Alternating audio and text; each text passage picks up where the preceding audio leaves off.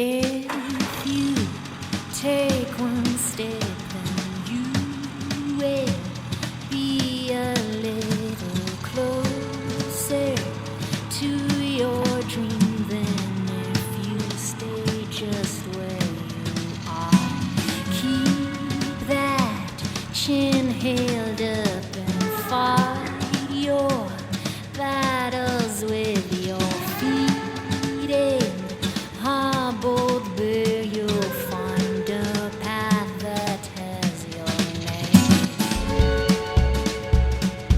When we started out on this process, we thought this would be a one and done. In, out, and finished. Brother, were we wrong.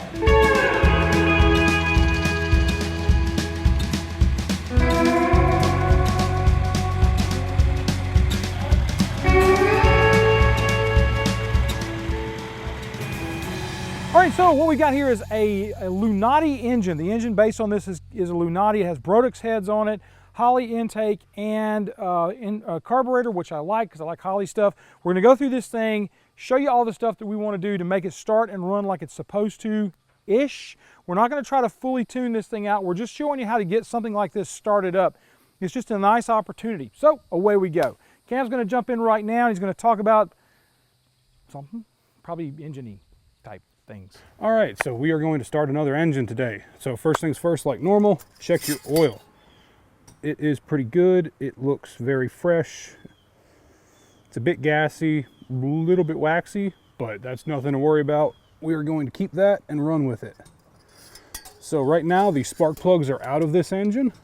Before this engine was set up for some storage, it was actually had Marvel Mystery Oil put down the spark plug holes and then cranked over. So we're not going to worry about putting any more down it since it already has some on the walls. So we're going to hang crank this engine over 2 times, and while we're doing that, we're going to check the distributor timing and the crankshaft timing for the harmonic balancer to make sure that's set right. So I'm going to go grab a socket and a ratchet and get to work. All right, so of course, like everything else, when you're trying to work on one of these cars, we're working on the fuel system while Cam's up there checking out the front end, and we have a fuel leak. Just what you need on an engine with open headers. So Pat's working on that, Cam's working on the front end. I'm gonna go gather tools and maybe start stabbing some spark plugs down holes in just a second.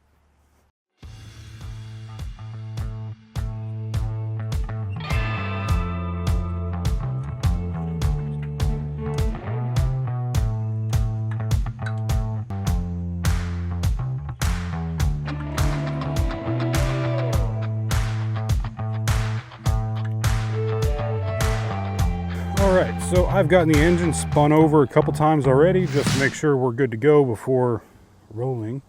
Alright, so I've got a valve cover off, particularly the driver's side so I can see cylinder 1 valves.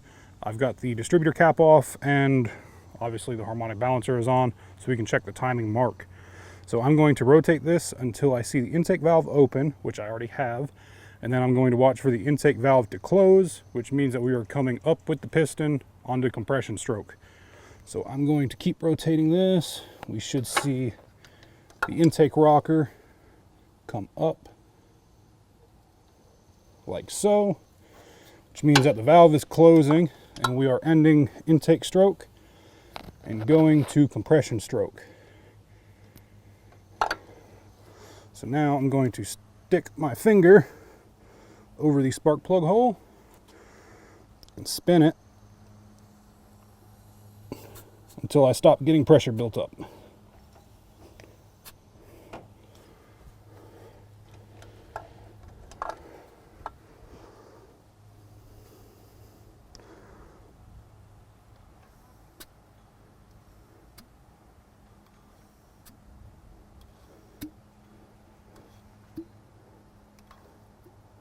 All right, pressure's starting to drop off every little bump. And no pressure was there, so I'd say we're right about the point of top dead center. All right, so I'm going to look. Okay, and I see our mark is pretty much right on the money. Might be a couple degrees off, but honestly, with these timing systems, a couple degrees is...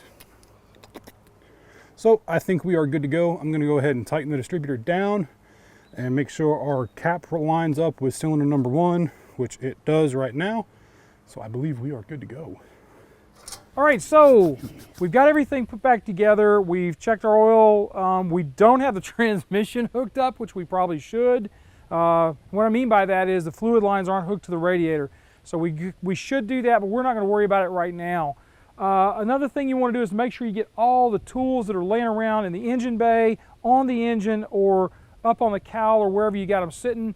Get those out of there before you start the thing up initially, because if you don't, you could end up having those tools fall down, possibly hit into the radiator, or hurt the paint on the car if they drop out of where they're sitting, especially things like sitting up on the roof.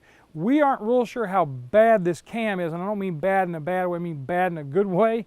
So we want to make sure we get everything off here that can come off, and then soon here we're going to start the engine and hopefully just kind of get it going real good. I will say this, we can't run it for very long because we don't have a radiator hose for the bottom of the radiator, so it would probably spew water everywhere. So we're going to just run it dry.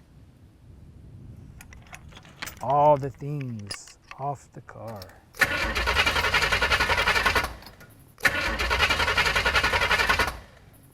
That sounds like it's got a bit of a cam. She honking. It's got the chop chop. It's got the chop chop, but we got a problem, a couple problems actually. We've got, we can't find any AN stuff locally where we're at. We've got a big fuel leak that's been, this is the problem you run into when you're doing one of these kind of cars. You just sometimes will run into parts issues locally if you're in a small town like we are, and that's one of the things we got going on. We need fuel line because what I'm showing you right now was Cam and I trying to make this work. We were going. I was happy. I mean, I'd have driven with it if it was in the trunk. So it's a Clorox box with gasoline in it. Totally safe. Should be fine. Clorox. I finally had to just say time of death on that part of it, and I thought we'll try it. If we can get it to start and run off of the box of Clorox gasoline, we'll do so. But then we ran into another issue, and that other issue is our distributor that was in there was an original Mallory Unilite. This thing is old. Not as old as me, but it's pretty old because it doesn't have points in it. I would worry about it being as old as me if it had points in it. And we were going to stab this back into the hole. I've been saying stab a lot today, haven't I? It's a mood. It's a mood with the way things have been going.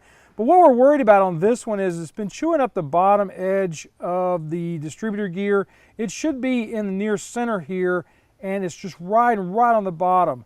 You don't want that. I think we got a problem. We may even have a problem with the distributor that's in there. If we're not getting a good center ride on this, it's just going to chew up that cam gear, and then Pat's going to have problems with this thing probably in a short amount of time. So that's another thing. And plus, when Pat ordered this distributor, he didn't order one for a 6AL box, which is what this one requires. It's an MSD distributor. So that ended our day. Yes. No Sparky Spark. It's going to be a really short video. But I mean, this is where we're at. We were going to have a fire it, and we're going to sit here and watch it, you know, bake his asphalt, and we got nothing because we can't go any further with what we have. Yeah. But hit it again just one more time so we can hear, everybody can hear it.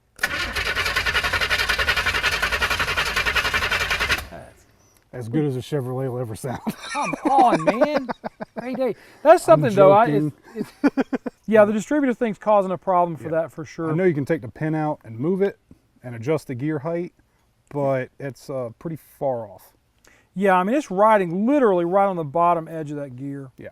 So anyway, folks, that's our show for this week. Sorry we couldn't bring you more than this. This is the problem with doing it the way we do it, though. We're going to run into these problems like you would on a Saturday afternoon, not being able to find parts and not having everything you need and not having a store right in town that sells that kind of stuff, because those guys are all gone because of mail order. There are no speed shops anymore. Not really in our area. I mean, there's one in Augusta, but we got to go get to it, and by the time we get back, we're going to be out of time for working today.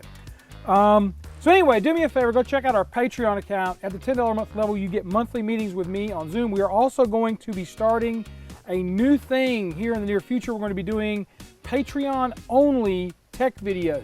Now, these aren't going to be super long videos. They're going to be short videos, but it'll be just for you guys on Patreon that support us, along with the tech question and answer stuff and having direct contact with me. So that's coming as well. We also have a new guy coming on board as part of our actual paid weekly crew, and that's Andrew Medlin. I'm showing you a picture of him here. Apparently this is what he does in his off time. Weirdo. Never post stuff on Instagram. Especially I will find you. We've done our research. He seems like a nice young man. He's been with me for more years than I care to count. So he's going to be on, not full-time, initially part-time, maybe full-time on down the road. Don't tell him I said that because he's behind camera one. Also, subscribe to the channel. It's going a lot longer than I thought it would. Subscribe to the channel. We are at 80,500. We're whiling our way to try to get to 100,000 before the end of the year. I'm not going to say which year. yeah, there you go. You got to leave it open. So go out and subscribe to the channel if you hadn't. Click that bell for notifications. If you don't click for notifications, you're not going to know diddly squat about what we do around here. You'll never get anything from the guys at YouTube. So click your bell. And folks, please do me the favor. Don't have any incidents this week. And please be kind to each other, like each other, love on each other. You guys have a great week, and we'll see you next time on Autorestomod. Now for the sound of silence. That's not silent. It's just not going to fire. I meant to say sadness. That is is silence instead. silence, sadness. Yeah, same thing. No vroom vroom noises. No vroom vroom. He's very sad for no vroom vroom.